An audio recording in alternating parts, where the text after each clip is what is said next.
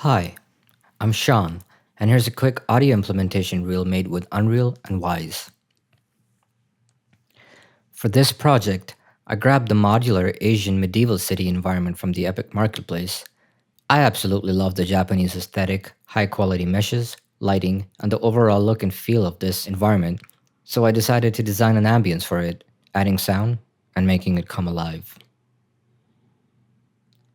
For my character, I grabbed the Korean traditional martial arts character from the Epic Marketplace as I thought it would fit the scene best.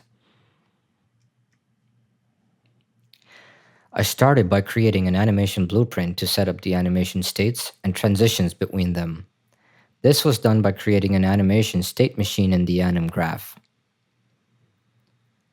I created two states for the idle and running states and assigned the appropriate animation sequences to them. Next, in the animation event graph, I created a float variable for the speed and a boolean to determine if my character was in the air or not. I used the event blueprint update animation node to set and update my variables. Then, back in my state machine, I created transition rules to transition between the two animation states based on my character's speed and the is-in-air boolean shown earlier. For the dynamic footstep audio implementation, I added anim notifiers in the running animation, and in the animation blueprint event graph, used the notifier to set the appropriate Wwise switch for the associated surface and then post a Wwise event. I did this by making a getSurfaceType function. In this function, I call lineTraceByChannel, casting a ray starting from my character's location and firing down -100 units in the z-axis. Then, I'm using the break hit result to get the physics material, and then sending that information to Wwise by calling setSwitch. Next, under Project Settings, Physics, I set up 5 surface types: dirt, concrete, grass, wood, and carpet. Then I created physics materials for each of the physical surfaces defined earlier, and then individually assigned those to the appropriate materials in the scene. For the landscape, I had to go into the material graph of the landscape and use the landscape physical material output node to connect the individual layers to the respective physics materials. Now over in Wwise, under Game Syncs, I created a switch group with 5 switches for each surface type, and under the actor mixer hierarchy, created a footstep system that comprises of a switch container populated with random containers for each surface, and then another random container with fabric sounds, creating additional movement sounds to maximize immersion. I had a lot of fun designing the ambience for this scene. For the outside section, I've got layers of wind, birds, trees, and other nature sounds from recordings of meadows, forests, and pastures.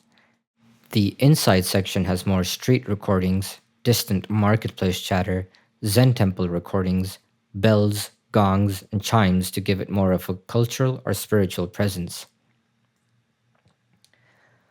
I used 3D spatialized emitters with custom attenuation shear sets in Wwise to strategically place these emitters throughout the scene via the AK Ambient Sound Actor in Unreal.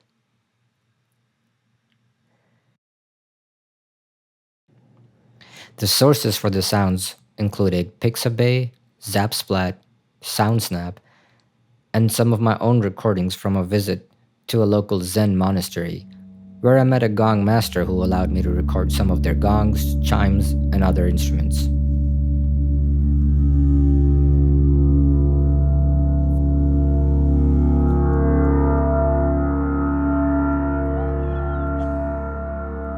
I designed 4 reverb zones for the different sections covered in this demo.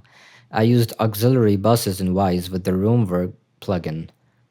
For implementation of the reverb zones, I used game-defined auxiliary sends in Wwise, and in Unreal, utilized AK Reverb Zone and AK Reverb Volume actors for the outdoor areas, and AK Spatial Audio Volume with AK Portals for the indoor enclosed areas to take advantage of Wwise's obstruction, diffraction, and transmission features.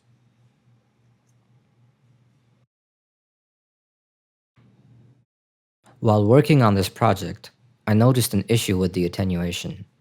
With the audio listener attached to the third person camera, this is what it sounded like.